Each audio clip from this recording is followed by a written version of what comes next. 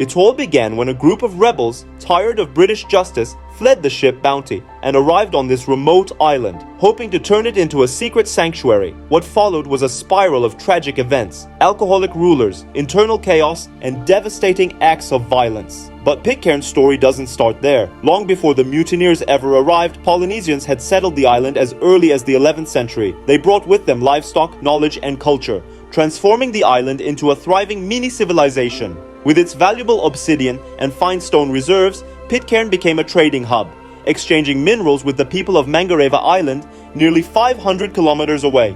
Looking at Pitcairn's position on the map, it's clear. This is one of the most isolated places on Earth, so when the first settlers arrived, they likely felt as if they had discovered paradise. They used everything the land offered: livestock, minerals, crops, and for 400 years, life was peaceful and prosperous. But nothing lasts forever. As the mineral resources began to run dry, tensions grew between Pitcairn and its main trading partner, Mangareva. With nothing left to offer, the island's economy crumbled, and soon, violence erupted. Civil wars broke out, blood was spilled, and once that started, the end was inevitable. Trapped in isolation, with nowhere to run and nothing to survive on, the Polynesian population slowly perished. Eventually, not a single soul was left. Silence took over the island. Centuries passed.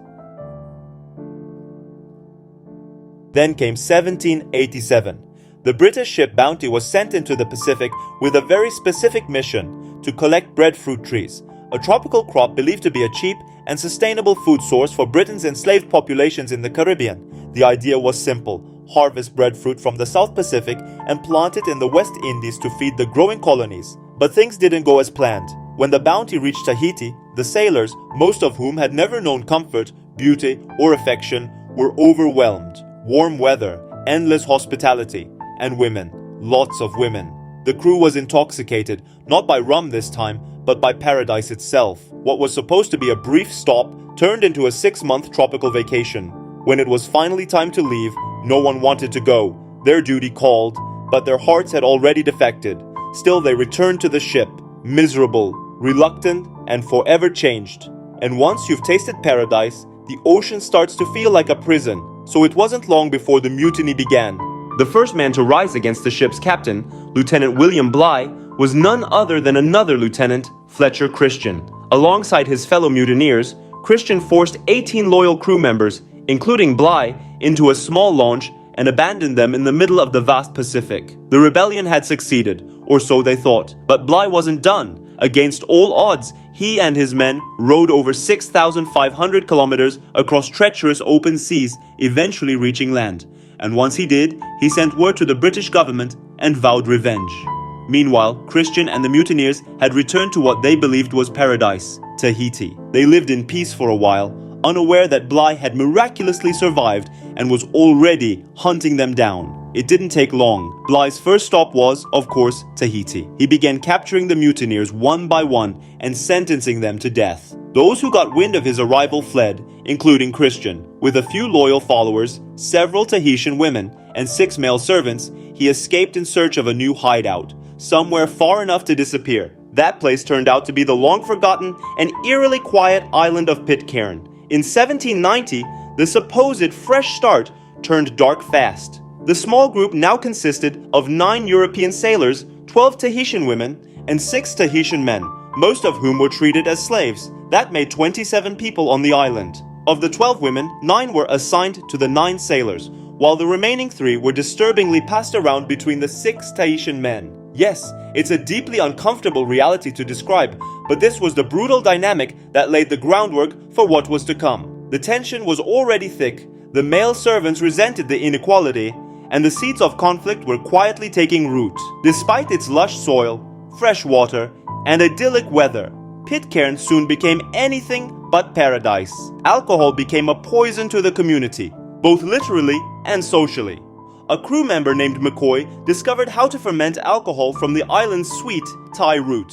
While he became obsessed with making liquor, Christian slowly faded into the background, choosing pleasure over leadership. McCoy took over, but not as a leader, rather as a drunken tyrant. He drank constantly, ignored responsibilities, and treated his assigned woman as property. One day, in a fit of drunken rage, McCoy assaulted his female servant, Teveriara, simply because she failed to catch fish. That was all it took. He tore off her ear in punishment. Already traumatized by her forced life with him, this final act of cruelty pushed her over the edge. She leapt off a cliff and ended her life. With her gone, McCoy lost the only woman he had, though tragically, he didn't seem to care. Instead, his attention turned toward the 3 women shared among the 6 Tahitian men. Again, the language here is difficult and disturbing. Possession, assigned, shared, but that's the grim reality. Sugarcoating it would do injustice to the truth. Tensions had already been boiling under the surface, with 6 Tahitian men forced to share only 3 women. But when McCoy tried to claim yet another woman for himself, the situation finally exploded. Furious and desperate, the Tahitian men secretly stole guns and ammunition from the Europeans. This wasn't a spontaneous act. It had clearly been brewing for some time. Within hours, they launched a brutal attack and killed most of the European sailors on the island. Only 4 men survived: Adams, Young, Quintal, and somehow the ever-drunken McCoy. The women and children were left unharmed, but the rebellion wasn't some noble act of protection. The Tahitian men didn't rise up to defend their women, they did it to take full control of them.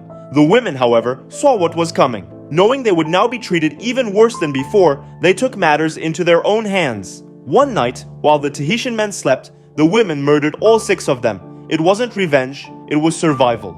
The native men had been far crueler than the Europeans. Now only 11 Tahitian women and 4 European men remained. Of the 4, only McCoy was truly despicable.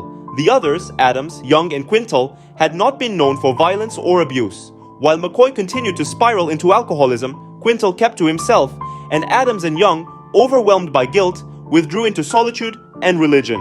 They began praying, reading the Bible, and trying to make sense of the chaos they had helped create. But Quintal couldn't stay quiet forever. Slowly, he started harassing the women, growing more aggressive by the day. Eventually, he even threatened to harm the children. Adams and Young, now deeply devout and committed to peace, concluded that Quintal's behavior was not just dangerous, it was sinful. One night, they made a decision they believed was righteous. They executed him. Not long after, McCoy, alone, drunk, and broken, took his own life. And then, in an almost biblical turn, Young suddenly fell ill. Some say it was the weight of the tragedy, others claim it was divine punishment. Either way, he died shortly after. The island that once promised paradise had now become a graveyard. In the end, only one man remained, Adams. With no rivals left, he became the de facto leader, both chief and preacher. Surrounded by 11 women, he established a kind of religious commune. Some whispered suspicions about Young's mysterious death, but nothing was ever proven.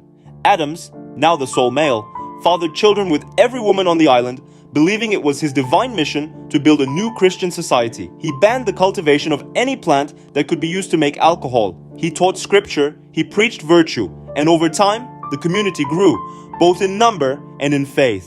By the time British naval ships arrived in 1808, they found something astonishing: a clean, peaceful, deeply religious society in the heart of the Pacific, led by a man who seemed more prophet than mutineer. The British were impressed, or perhaps hypnotized, because what they saw was order, devotion, and a thriving Christian outpost.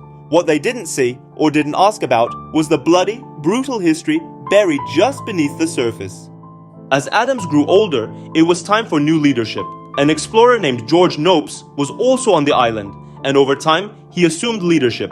After George died, a man named Joshua Hill arrived, claiming to have been appointed by the crown as the island's official governor. He had a palace built for himself and began living in luxury.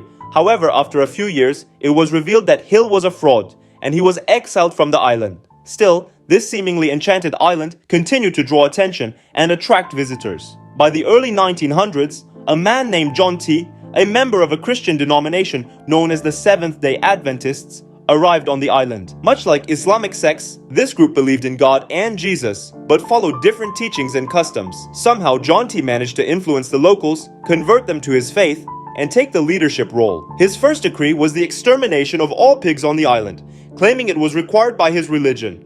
Although the islanders found this strange and unsettling, they obeyed and converted to the Adventist faith. This religion has remained dominant on the island ever since.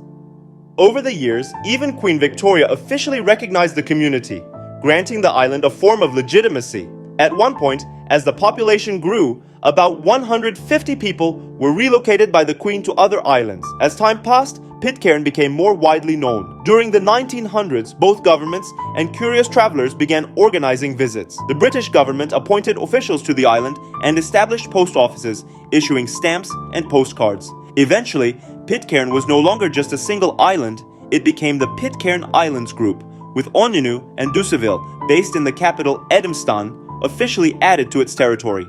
It was now considered a new country. The island had caught up with the modern world, establishing all necessary public services, including municipalities, clinics, and courts. Yet despite the passing of time, its dark history never truly changed. In 2004, the population was around 60, of which approximately 20 were men, and 7 of these men were charged with a total of 55 crimes, including child abuse and rape.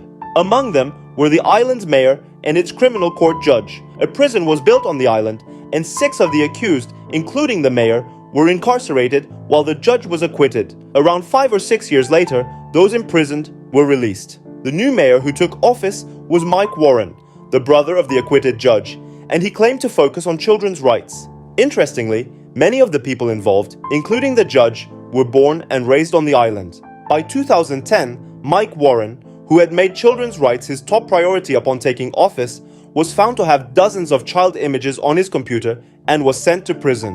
Whatever this island's defining feature was, it seems to have been deeply disturbing. Later on, in 2019, the island saw its first female mayor, Charlie Warren Pio. According to available sources, she was not involved in any crimes, but her term ended in 2022. He was succeeded by Simon Youngs, who is still serving as mayor today. According to the most recent census, the island's population is estimated to be around 50 people. And that's the story. Honestly, I don't even know how to comment on it. By the way, most of the island's leaders, mayors, and even its general population are descendants of Adams, the man who thought he was some sort of messiah. So yeah, the string of disturbing events never really ended. Even while researching and writing this, I found myself constantly shocked. Hopefully, the people of this island will lead more normal lives in the future. Still, if you ever consider visiting, maybe think twice. That's it for this week. See you next time. And as always, let's turn the next episode into a podcast. Take care.